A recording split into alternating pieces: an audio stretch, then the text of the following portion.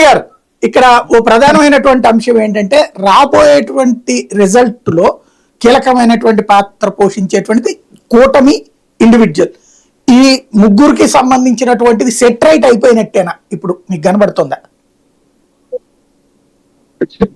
Set right అయిపోయినట్టే కనిపిస్తుంది. ఎందుకంటే సరే కొన్ని చోట్ల ఇంకా సెట్ కాకపోవచ్చు, కానీ ఇంకా 4-5 రోజుల్లో అందరూ అడ్జస్ట్ అయిపోయే పరిస్థితి వస్తుంది. ఎందుకంటే ఇంకా బీజేపీ జాతీయ నాయకులందరూ కూడా వచ్చే ప్రోగ్రామ్స్, ప్రైమ్ మినిస్టర్ ప్రోగ్రామ్ 3 చోట్ల పాల్గొంటున్నారు ఆంధ్రప్రదేశ్ లో ఆయన.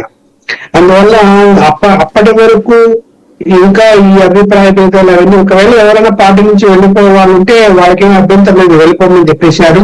ఉండే వాళ్ళు ఉంటారు, పనిచేసే వాళ్ళు పని చేస్తారు, సీట్ రాని వాళ్ళు సర్దుబాటు చేసుకుంటారని నేను అనుకుంటున్నాను. తెలుగుదేశంలో అయితే అసంతృప్తి వర్గాలు చాలా చోట్ల దాదాపు 42 నియోజకవర్గాల్లో వాళ్ళు అసలు పనిచేస్తారా చెయ్యరా, ఒకవేళ అక్కడ బీజేపీ జనసేన అభ్యర్థులు ఉంటే వాళ్ళకి పనిచేస్తారా, అసలు తెలుగుదేశం అభ్యర్థికే పనిచేస్తారా, ఇది ఇంకా క్లారిటీ రాదు. కొంత ఇబ్బందికర పరిస్థితి తెలుగుదేశానికి కనిపిస్తూ ఉన్నది. అది ఒకవేళ సర్దుబాటు చేసుకోగలిగితే పర్వాలేదు, కానీ చేసుకోలేకపోతే వాళ్ళు నెగిటివ్ గా పని చేయగలిగితే అది ఖచ్చితంగా అధికార పార్టీకి అడ్వాంటేజ్ గా మారిపోయే అవకాశం ఉంది. 42 చోట్ల అంటే చిన్న విషయం కాదు. వీళ్ళు అనుకుంటున్నారు నేనేదో చెప్పాను, హామీ ఇచ్చాను, భుజం తట్టాను, నీకు ఫ్యూచర్ ఉంటుంది, భవిష్యత్తు ఉంటుంది, ఏమి ఇబ్బంది ఏమి ఉండదు, మేము చూసుకుంటాము అని చెప్పామని వీళ్ళు అనుకుంటున్నారు. భుజం తట్టి చెప్పామని చంద్రబాబు నాయుడు గారు అనుకుంటున్నారు అట్లా.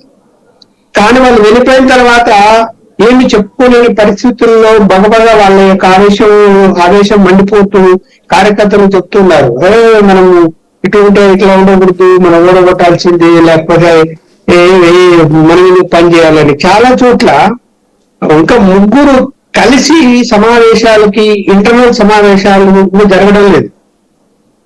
ఆ తేడా కనిపిస్తుంది. ఇంకా అయితే ఒక 5-6 రోజుల సర్దుబాటు కావచ్చేమో అని నేను అనుకుంటున్నాను. కానీ ప్రత్యేకించి 2014లో ఏదైతే జరిగిందో, తెలుగుదేశం వాళ్ళు బీజేపీ అభ్యర్థులను గెలిపించే విషయంలో 100% పనిచేయలేదో, ఇప్పుడు కూడా అలాంటి పరిస్థితులు కనిపిస్తున్నాయి. ఇంకా కొన్ని చాలా చోట్ల 10 అసెంబ్లీలు ఉన్నాయి, 6 పార్లమెంట్లు ఉన్నాయి.